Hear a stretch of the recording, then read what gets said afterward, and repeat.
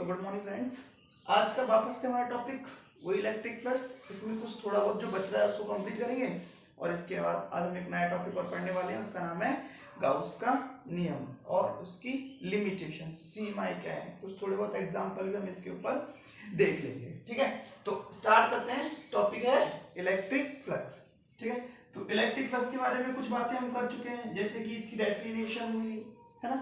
इसके अलावा direction, phi की डायरेक्शन तो होती नहीं है, इसके अंदर होता है, लेकिन थीटा किस तरीके से हम इसमें फाइंड आउट करते हैं। इसके अलावा कुछ यूनिफॉर्म इलेक्ट्रिक फील्ड के अंदर हमने बॉडीज को डिफरेंट टाइप और डिफरेंट शेप्स की बॉडीज को रख के हमने इलेक्ट्रिक फ्लक्स की गणना की थी, वैल्यू निकाली थी। इसके अलावा और हमने इसमें नॉन यूनिफॉर्म इलेक्ट्रिक फील्ड के अंदर भी 3D शेप्स को रखकर उसके लिए हमने फाई की वैल्यू फाइंड आउट की थी। ठीक है, तो कल हमारा एक टॉपिक ही चल रहा था, उसमें हमने कहा था कि आपको इलेक्ट्रिक फ्लक्स फाइंड आउट करना है by using this type of shape. ठीक है, इसको हमने बोला था कॉन की शेप बोला था। क्या बोला था? It's a con. ठीक है, हमने बोला था कि मान लो यहाँ पर एक डिस्क है। क्या है ये?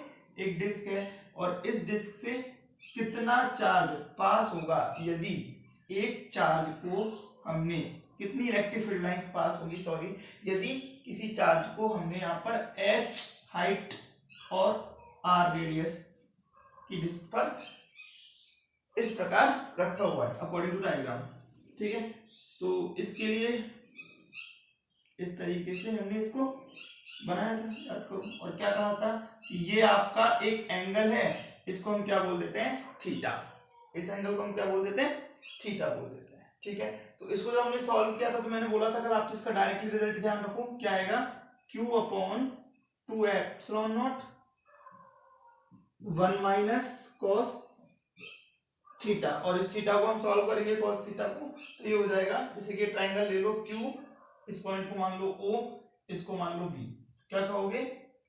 इसको मान लो a o b में। ठीक है, sine theta cos theta is equal to क्या होगा? Cos theta is equal to होगा बेस अपॉन हाइपोटेन्यूज। ठीक है, तो बेस अपॉन हाइपोटेन्यूज निकालेंगे इसमें, तो ये h हो गया, तो ये कितना हो जाएगा आपका? बताओ। ये हो जाएगा h square plus r square का अंडर रूट। ठीक है, समझ में आई बात? ये डेरिवेशन मतलब ये फॉर्मूला आज हम इसको डिराइव करते हैं अच्छे से। ठीक है, आज हमारा टारगेट क्या है? इसको डिराइव करना है, और इस पे क्वेश्चन तो हम कल देख ही चुके थे, और देख दो क्वेश्चंस में इस पे बता दूंगा किस तरीके से ये अप्लाई होता है। ठीक है, तो डेरिवेशन के हमने क्या कहा कि एक डिस्क ली है हमने कुछ इस तरीके से, ठीक है, जो ऐसे रखी हुई है। ठीक है, और ये इसका सेंटर है O, और हम क्या बोल रहे हैं? ये इसकी क्या है? रेडियस। इसको हमने क्या बोला है? डिस्क बोला। क्या बोला? एक डिस्क है। ठीक है, यहां से x डिस्टेंस दूर एक पॉइंट P है जहां पर एक चार्ज रखा हुआ है, सपोज ये चार्ज Q है, तो हमें इस चार्ज की वजह से, है ना, ऐसे हर अलग अलग पॉइंट पे क्या निकालना है? Number of electric fields count करनी है, बताना है कितनी इलेक्ट्रिक फील्ड्स इस एरिया से पास हो गई। ठीक है, अब इसमें प्रॉब्लम क्या है? ये क्वेश्चन इतना फेमस हुआ कि उसके पीछे रीजन है। इसके पीछे रीजन क्या है कि आप देखो यहां पर x कुछ अलग है इस पॉइंट से, यहाँ s कुछ अलग आएगा, इस पॉइंट के लिए x कुछ अलग आएगा, इस पॉइंट के लिए x, मतलब जो डिस्टेंस है ये अलग अलग है। ऐसे नीचे की तरफ डिस्टेंसेस क्या आएंगी? अलग अलग। तो जब डिस्टेंस कांस्टेंट नहीं होती है, ठीक है, और इलेक्ट्रिक फील्ड लाइंस आपकी बराबर निकल रही है, तो हम क्या कहते हैं? इस कंडीशन में जो ये जो डिस्क है ना, इस पे हम कंप्लीट डिस्क पर यहां से लेके यहां तक और यहां से लेके यहां तक कंप्लीट डिस्क पर हम ई वेक्टर फाइंड आउट करना चाहते हैं या फाइंड आउट करना चाहते हैं। इसके लिए हमें इंटीग्रेशन यूज लेना होगा। ठीक है, एक बार इंटीग्रेशन से बताऊंगा, एक बार सिंपल तरीके से बताऊंगा। ठीक है, डेरिवेशन काम का नहीं है, बट आपको समझ आना चाहिए डेरिवेशन करते कैसे हैं। ठीक है, इंटीग्रेशन के लिए हमने क्या करा? ये तो देखो यहाँ पर कुछ अलग है, यहाँ अलग है, यहाँ अलग है, हर एक डिस्टेंस अलग अलग है ना। तो जब इस तरीके से डिस्टेंस अलग अलग होती है ना, तो हम क्या करते हैं? इसके सेंटर पॉइंट से एक्स डिस्टेंस दूर जाकर, आर मान लो, आर डिस्टेंस दूर जाकर एक ऐसा ही रिंग अज्यूम कर लेते हैं। मतलब हमें ये समझना है यहाँ पर जो डिस्क है ना वो रिंग्स से, छोटी छोटी जो बलय होती है ना उनसे मिलकर बनी है। कोई भी डिस्क कैसे बनती है, रिंग होती है उसमें कई सारी, रिंग के अंदर रिंग के अंदर रिंग के अंदर रिंग, इस तरीके से रखा तो आपकी डिस्क बन गई। ठीक है, तो हमने क्या करा, एक स्मॉल एलिमेंट लिया इस डिस्क का, और ध्यान रखना डिस्क का स्मॉल एलिमेंट क्या होता है, रिंग होता है। डिस्क किससे मिलके बनी होती है, रिंग से मिलके बनी होती है। ठीक है, इस तरीके से मैं आपसे बोलूं कि भाई एक सिलेंडर है, सॉलिड सिलेंडर है, उसका स्मॉल एलिमेंट क्या होगा, उसको छोटे पोर्शन में तोड़ेंगे तो बनेगी डिस्क। होलो सिलेंडर है तो वो भी रिंग का पोर्शन है। स्फीयर है, ठीक है, डिपेंड करता है कौन सा स्फीयर है, होलो स्फीयर होगा या सॉलिड स्फीयर होगा। सॉलिड स्फीयर है it's a portion of disc. ठीक है, और यदि आपके पास होलो स्फीयर है तो उसका पोर्शन क्या होगा, स्मॉल एलिमेंट में एक रिंग होगी। इस तरीके से हम क्या बोलते हैं कि डिस्क है ना, इसका जो स्मॉल एलिमेंट होता है ना वो क्या होता है, एक रिंग होती है कुछ इस तरीके से। तो हमने क्या करा, आर डिस्टेंस पे जाकर, कितने डिस्टेंस पे जाकर, आर डिस्टेंस पे जाकर, है ना, एक डिस्क में से एक स्मॉल एलिमेंट रिंग अज्यूम कर लिया और माना कि इस रिंग का जो एरिया है ना वो कितना है, डी ए है। इस रिंग का एरिया कितना है, डी ए। ठीक है, तो इस रिंग का एरिया जो डी ए है ना उसको हम कैसे लिखेंगे, ध्यान से सुनना, डी ए लिखा जाएगा 2 पाई आर डी आर। इसको मतलब समझो क्या हुआ, D A is the differential form of area, है ना। मतलब हम क्या चाहते हैं कि इस रिंग का भी हम क्या कर दे, डिफिनेशन कर दे। तो हम क्या देंगे कि रिंग है ना वो छोटे छोटे स्मॉल पोर्शन में टूटेगी, इसको तोड़ेंगे इस रिंग को तो ये 2 पाई आर के पोर्शन में टूटेगी। तो हम क्या बोल रहे हैं कि हो जाएगा 2 pi R dot D R. 2 पाई के टुकड़े करने पर ही डी ए आया है आपका, समझ में आई बात। तो हमने लिखा d A is equal to कितना, 2 पाई आर डी आर। बस ये चीज आपको समझनी है, क्या ये हमेशा फिक्स है।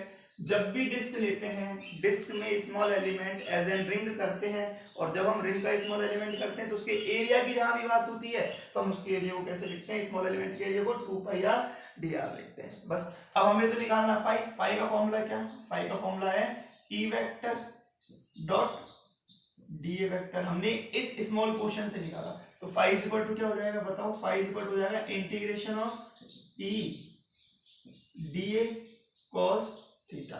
इंटीग्रेशन कहां से कहां तक करना है, हमें जीरो से यहां से स्टार्ट किया और यहां तक करना है। छोटे छोटे स्मॉल एलिमेंट्स को जोड़ते जोड़ते हमें यहां तक पहुंचना है। तो ये कितना हो गया, 0 टू आर हो गया। यहां तक की बात समझ में। अब हमारे पास 3 एलिमेंट है, ई डी ए और कॉस थीटा। कौन कौन सा एलिमेंट है, एक तो ई है। अच्छा, ई का फॉर्मूला क्या होता है, के क्यू अपॉन आर स्क्वायर, के क्यू अपॉन एक्स स्क्वायर। तो के की जगह तो के आएगा, इसमें तो कोई घाटा है ही नहीं। क्यू की जगह ये वाला चार्ज आएगा। अच्छा, आर स्क्वायर की जगह कौन सी डिस्टेंस आएगी, आर स्क्वायर की जगह डिस्टेंस आएगी ये जो वेरी हुई है, ठीक है ना भाई। दो चार्ज के बीच में तो निकालते हैं, तो ये होगी कितनी, under root of x square plus r square, ये हो गया ई की वैल्यू, कोई प्रॉब्लम। अब हमें चाहिए डी ए, तो डी ए तो हम पहले ही निकाल चुके, कितना, 2 पाई आर डी आर। अब हमें चाहिए cos थीटा, तो cos थीटा की वैल्यू और देखो यहाँ पे कितनी होगी, बताओ cos थीटा कितना होगा, cos थीटा होगा x अपॉन हाइपोटेन्यूज, तो x upon under root of x square plus r square. तो तीन चीज आ गई हमारे पास, इन तीनों को यहाँ पे रख दो। तो देखो फाई इज इक्वल टू क्या जाएगा, ध्यान से देखना, इधर इंटीग्रेशन करना है 0 टू आर के क्यू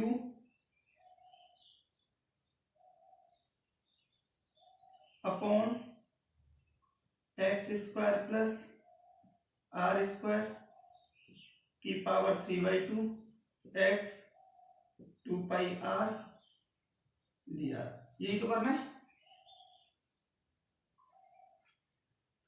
अब इसको थोड़ा सा जमाना है, तो जमाओ अच्छे से, देखो क्या होगा।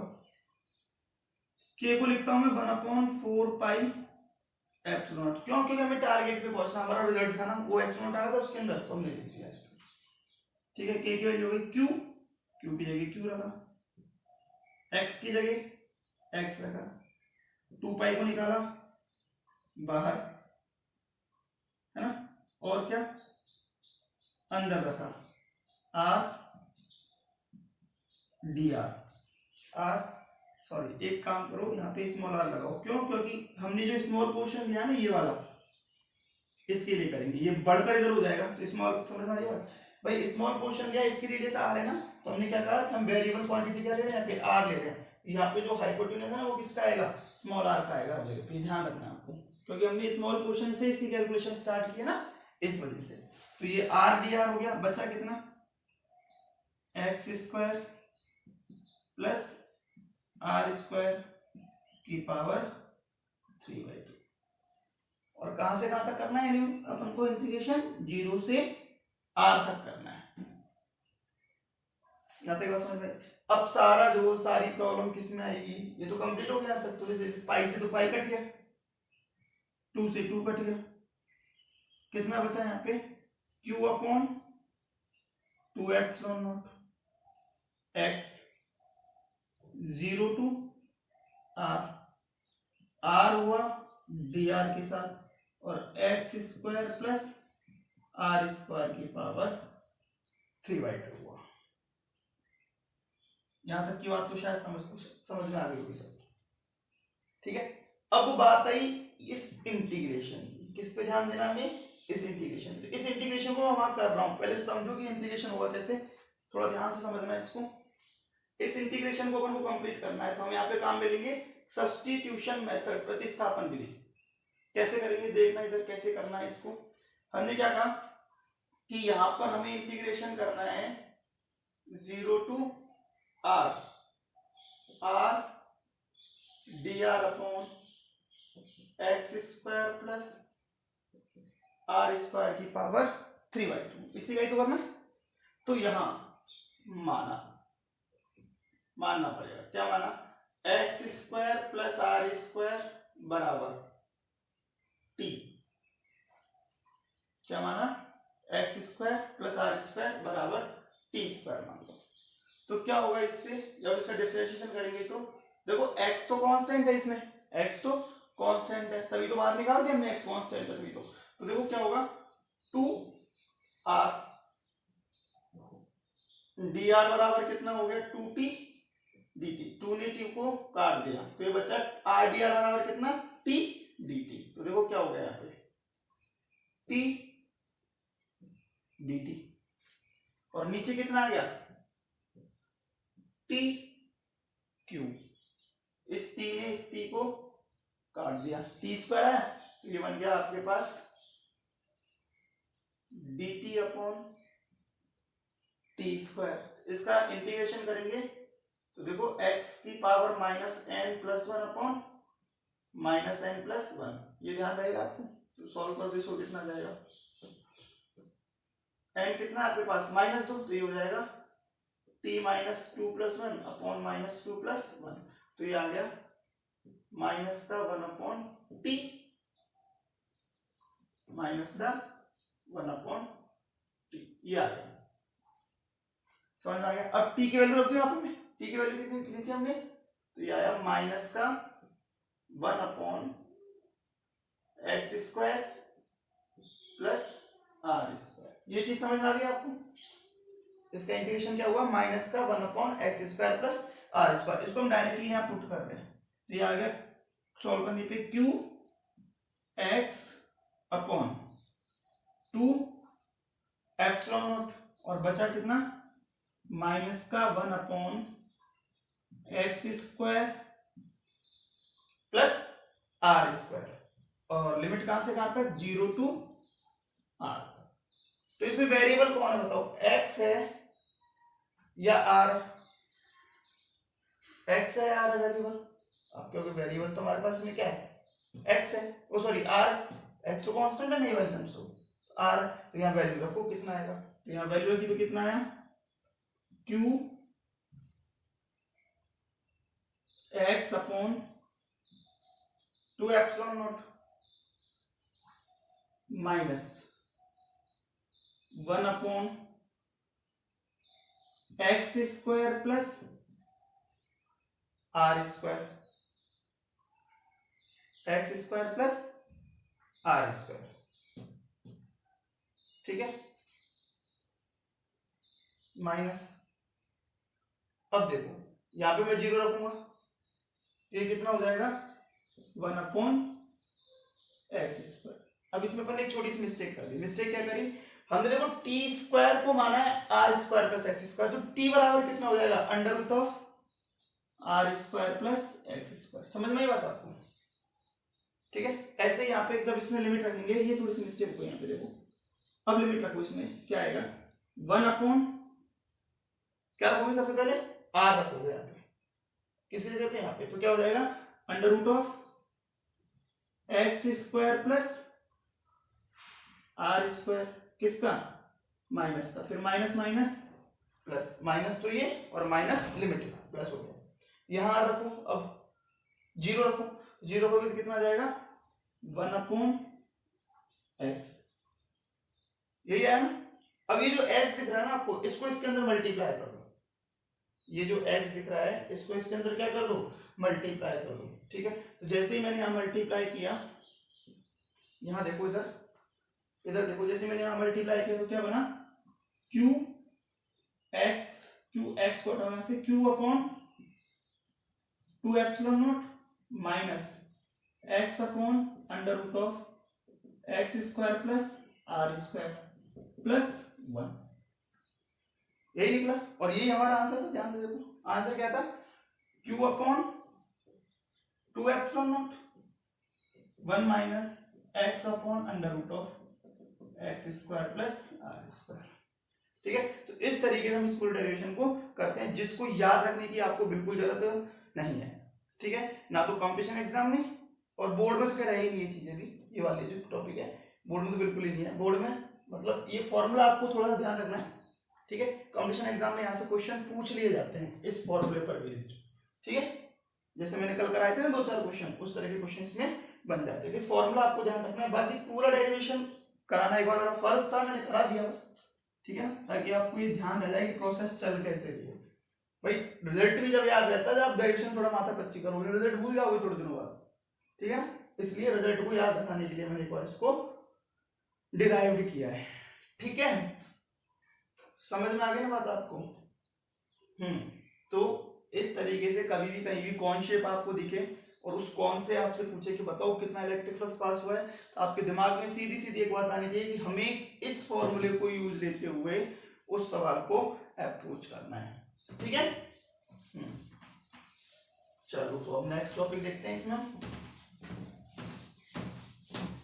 ये नॉन यूनिफॉर्म क्वेश्चंस किए थे ना हमने, एक क्वेश्चन आप करो चलो उसका नॉन यूनिफॉर्म पे, है ना, नॉन यूनिफॉर्म इलेक्ट्रिक फील्ड का।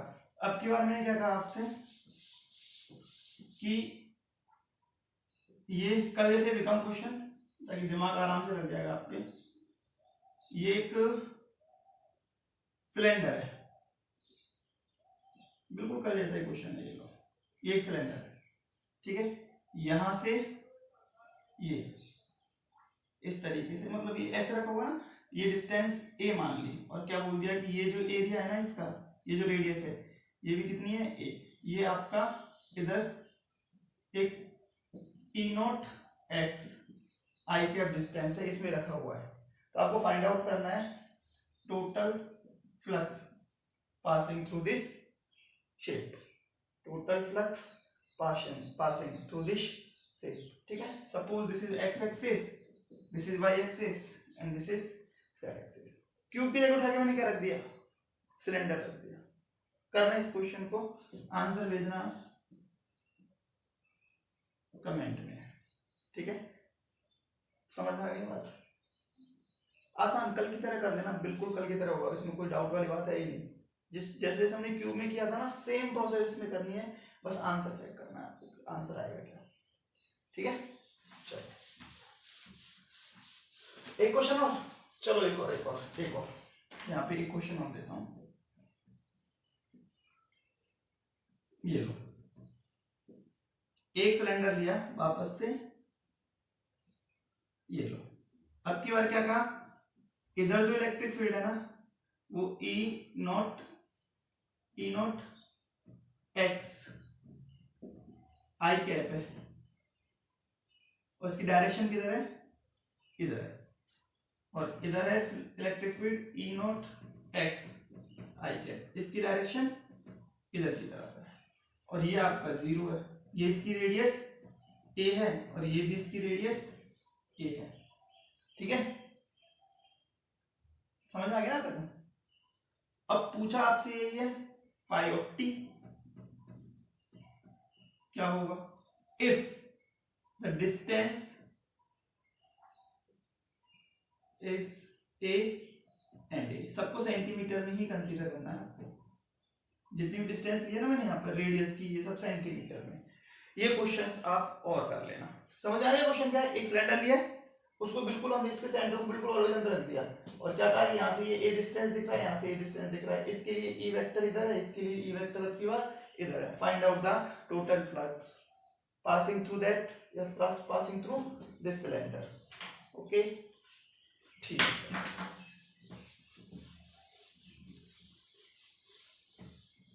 चलो एक क्वेश्चन और है ना, ये क्वेश्चन अगले टॉपिक को लिंक करने के लिए आपसे कहा कि ये एक स्फीयर है,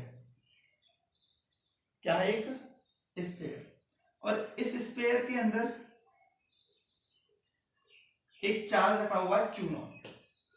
क्या चार्ज रखा हुआ है, क्यू नॉट। एक स्फीयर है, इस स्फीयर के अंदर क्या रखा हुआ है, चार्ज क्यू नॉट रखा हुआ है। आपको बताना है कि इस चार्ज की वजह से, ऐसे देखेंगे ना हर जगह पे इलेक्ट्रिक फील्ड लाइन निकलेगी चारों तरफ से, ठीक है।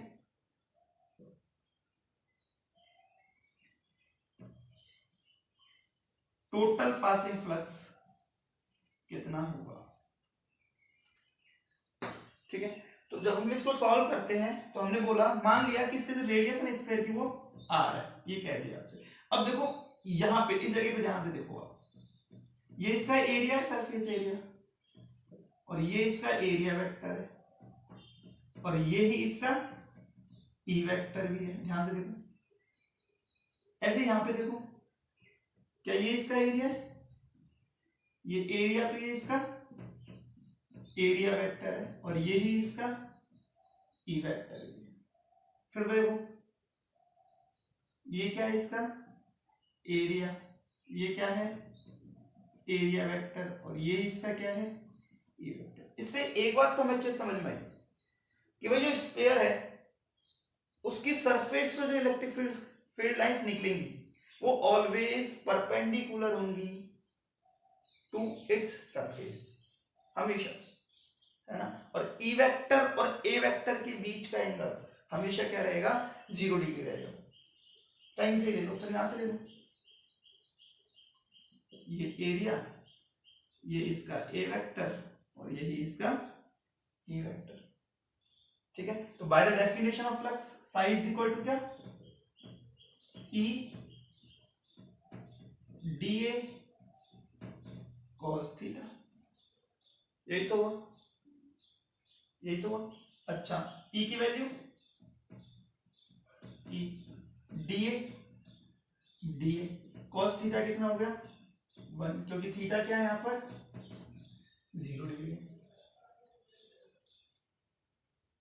यहां तक क्या समझ आ गया। चलो और देखो, फाई इज इक्वल टू, ई तो कांस्टेंट है, इसको बाहर निकाल दूं मैं, डी ए, और सॉल्व करो, E A, what is the area of this sphere, area is E 4 pi r square. So what is the value of phi here,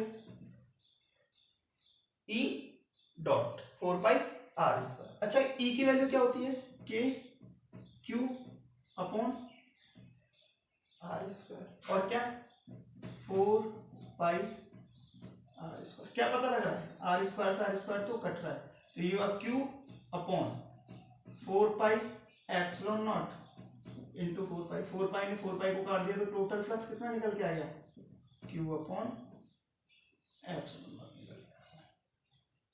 total flux कितना निकल के आ गया, क्यू अपॉन एप्सिलॉन नॉट। इससे हमें एक चीज समझ में आ गई, क्या, कि भाई कोई भी स्फीयर हम लेते हैं उसके अंदर हम कोई चार्ज रखते हैं, उसके अंदर हम कोई चार्ज रखते हैं, तो उस चार्ज की वजह से उस स्फीयर से जो पासिंग फ्लक्स है ना वो कितना है 5 है, और उसकी वैल्यू कितनी होगी Q/ε0 होगी। समझ में आएगा? ठीक है, तो क्या बोलेंगे, total flux passing through any sphere, passing through any sphere is always Q/ε0 if the Q charge inside the sphere, if the Q charge inside the sphere। अच्छा, मान लो Q की जगह पे यहाँ पर Q1 Q2 ऐसे कई सारे चार्ज होते इस स्फीयर के अंदर, तो क्या करते, तो इन सबको हम करते एडिशन। एडिशन कैसे, विद साइन, एडिटिविटी रूल लगा के, और क्या बोलते हैं, ये जो टोटल फाई है ना वो किसकी वजह से आएगा, summation of Q divided by epsilon. समझ में आया? एक चार्ज था इसलिए क्यों लिखा था, मान लो यहाँ बहुत सारे चार्ज होते तो सभी चार्ज अपना प्रोसेस करते, तो यहाँ पर जो इसके अंदर चार्ज होता वो क्या था, समेशन ऑफ Q। समझ में आई बात? ये क्लियर हुई? ये हुआ फाई ऑफ टी, क्या बोलते हैं इसको, फाई ऑफ टी, मतलब total flux passing through any spherical, है ना, surface is summation of Q divided by epsilon not. ठीक है, तो ये फ्लक्स आपको समझ में आ गया अच्छी तरीके से, इसमें कोई डाउट तो नहीं है किसी भी तरह का? चलो अब हम इसके बाद एक नया टॉपिक स्टार्ट करते हैं, उसका नाम है गाउस लॉ। वैसे हम गाउस लॉ पढ़ भी चुके, आपको पता ही नहीं लगा। ठीक है, एक बार इस गाउस लॉ को दोबारा से अच्छी भाषा में सुंदर तरीके से चेक करते हैं कि हमने पढ़ा क्या है गाउस लॉ में। ठीक है, तो देखो टॉपिक का नाम है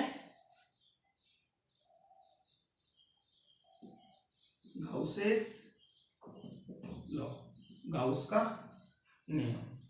क्या कहता है गाउस, कहता क्या है कि passing flux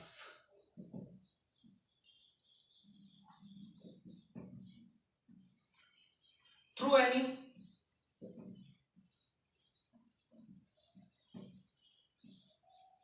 three D surface या क्लोज सरफेस, मान लो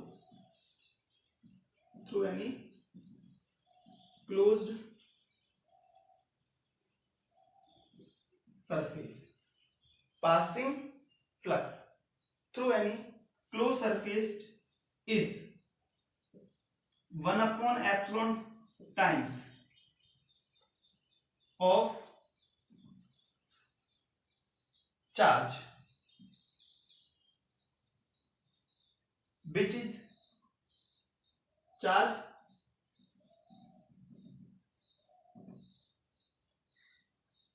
ऐसे देखो, एनक्लोज बाय, हाँ ये सही रहेगा, लैंग्वेज छोटी हो जाएगी, एनक्लोज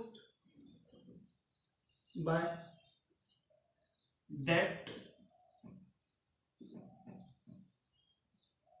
क्लोज्ड शेप। समझो उसको, पासिंग फ्लक्स मतलब निकलने वाला flux through any 3D surface, closed surface के लिए, इज क्या होता है 1/epsilon टाइम्स ऑफ चार्ज, कौन सा charge, enclosed by that closed surface.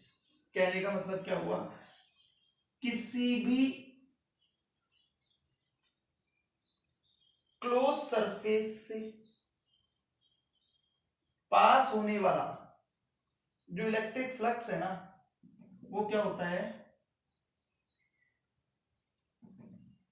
Total charge को, है ना, टोटल चार्ज वो क्या होता है, summation of Q divided by epsilon not. ये गाउस का नियम है, हिंदी में समझो, बिल्कुल शुद्ध हिंदी में समझो। समझो इसको, कहना क्या चाह रहा हूं मैं कि अपन ने कोई भी क्लोज सरफेस ले लिया, जैसे स्फीयर लिया था, सिलेंडर लिया था, ठीक है ना, और उसके अंदर हमने कोई चार्ज रख दिया, तो उस क्लोज सरफेस से पास होने वाला फ्लक्स है ना वो क्या होता है, उसके अंदर हमने कितना चार्ज रखा है, डिवाइडेड बाय एप्सिलॉन नॉट, बस इतनी सी कहानी है। But this process is applied only when we take vacuum, है ना, प्रोसेस केवल तभी अप्लाई हो रही है जब हम क्या ले रहे हैं, वैक्यूम ले रहे हैं। If we consider any medium then the value of phi in medium is summation of q divided by epsilon m। ठीक है, मीडियम का इस एप्सिलॉन आ जाएगा, इस बात को ध्यान रखना। निर्वात है तो ये वाला फॉर्मूला है, वैलिड ओनली ऑन वैक्यूम। ठीक है, और वैलिड फॉर मीडियम। ठीक है, इस बात को ध्यान रखना। ठीक है, किसी भी बंद पृष्ठ से निर्गत कुल विद्युत फ्लक्स का मान, किसी भी बंद पृष्ठ से निर्गत कुल विद्युत फ्लक्स का मान, किसी भी बंद पृष्ठ से निर्गत कुल विद्युत फ्लक्स का मान 1/एप्सिलॉन टाइम्स होता है किसी के, किसके, एनक्लोज्ड चार्ज के, उस क्लोज शेप के अंदर जो चार्ज एनक्लोज है ना उसके। ठीक है, मतलब किसी भी बंद पृष्ठ के अंदर उपस्थित, किसी भी बंद पृष्ठ से निर्गत कुल विद्युत फ्लक्स का मान है ना, वो क्या होता है, उस बंद पृष्ठ के अंदर कुल चार्ज और एप्सिलॉन नॉट है ना के अनुपात के बराबर होता है, या फिर 1/एप्सिलॉन नॉट और उस बॉडी के अंदर उपस्थित चार्ज है ना के मल्टीप्लिकेशन के बराबर होता है। बोल सकते हैं ना, बोलो मत, ये लिख सकते हो ना आप आराम से, इसको अपनी भाषा में लिखना है केवल कि टोटल फ्लक्स होता है कुल चार्ज बटे एप्सिलॉन नॉट है ना। ये कुल चार्ज क्या है, काल्पनिक बंद पृष्ठ के अंदर उपस्थित या किसी भी क्लोज बॉडी के अंदर उपस्थित। ठीक है, समझ में आ गया। तो किसी भी बंद पृष्ठ, किसी भी काल्पनिक बंद पृष्ठ से निर्गत कुल विद्युत फ्लक्स का मान, किसी भी काल्पनिक, चलो हिंदी में लिख देता हूं, उसको ध्यान रखना, अच्छा लॉ है, पूछा भी जाता है, किसी भी बंद पृष्ठ से निर्गत कुल फाई है ना 1/एप्सिलॉन नॉट तथा इस पृष्ठ के अंदर उपस्थित कुल आवेश के गुणनफल के बराबर होता है। ये गाउस का नियम है। ये तो हिंदी में है, ये इंग्लिश में है और ये गणित में। ये चीज आपको समझनी है बस, और समझ आप चुके हो, पहले हम फॉर्मूले निकाल चुके हैं कि सब अपन ने यही किया है।